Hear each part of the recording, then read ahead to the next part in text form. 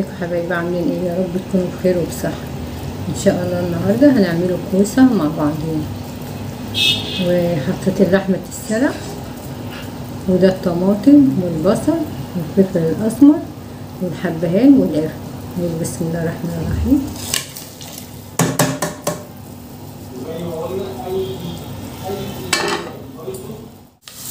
كده حبايبي نحمر البصل عشان اعمل الكوسه. اللحمه دي بسلقها نص سلقه واحطها في الصلصه مع الكوسه. كده ده بصل، ودي يعني حته لحمه بيضه قطعتها كده مع البصل وشويه زيت. لما الحاجه سمينه ما بحطلهاش سمنه، بحطلها زيت.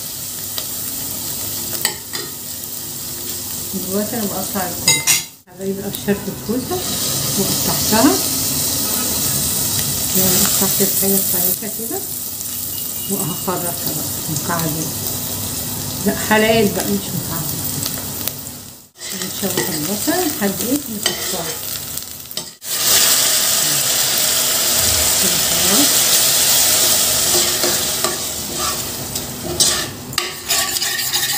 كده دي صلصه انا عاملاها في البيت، حطها في التلاجة في الفريزر، بس بطلع اعمل منها.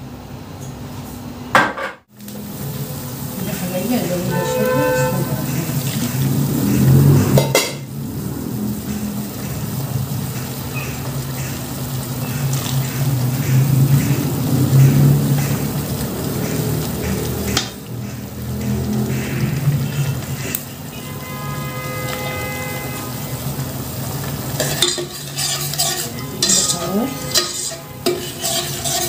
وألوى كده واحط اللحمة والكوسة.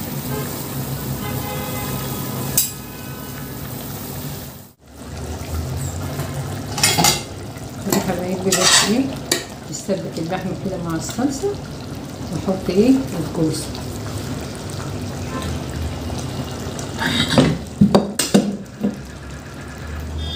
الكوسة حبايبي قطعتها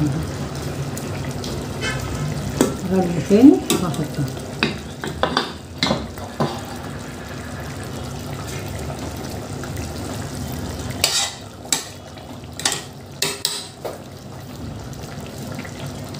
نحط الكوسة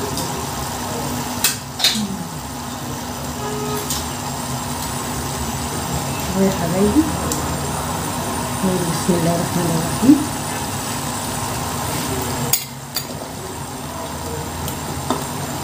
كده تاخد السوى الكوسة اللحمة تبقى ايه ما شاء الله حلوة، متبقاش شادة كده وناشفة.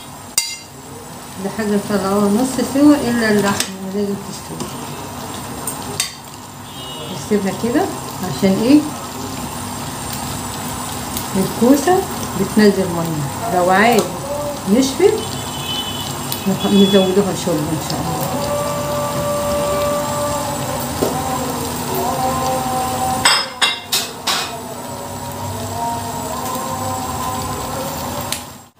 كده حبايبي بعمل شوية رز جنب الكوسة.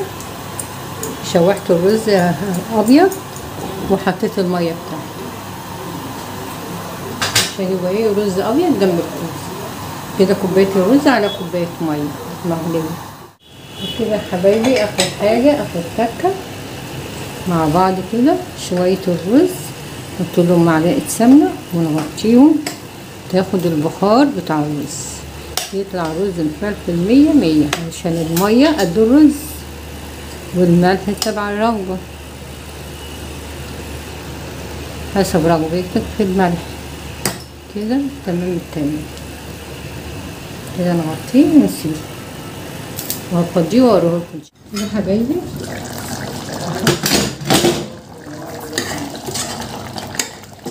كده استوت.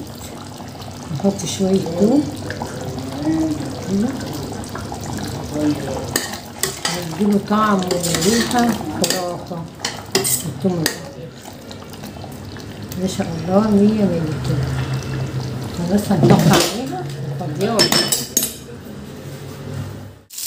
كده حبايبي. جنب الاكل هعمل فلفل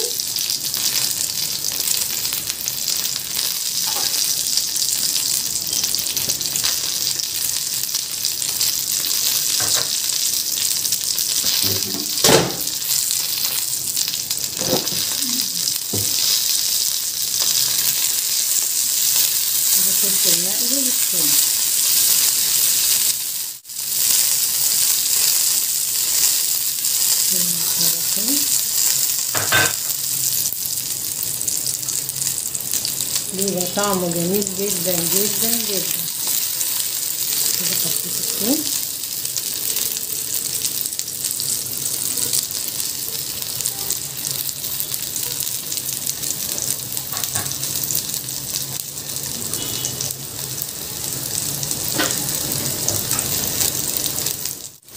كده، الملح كده تقليبه.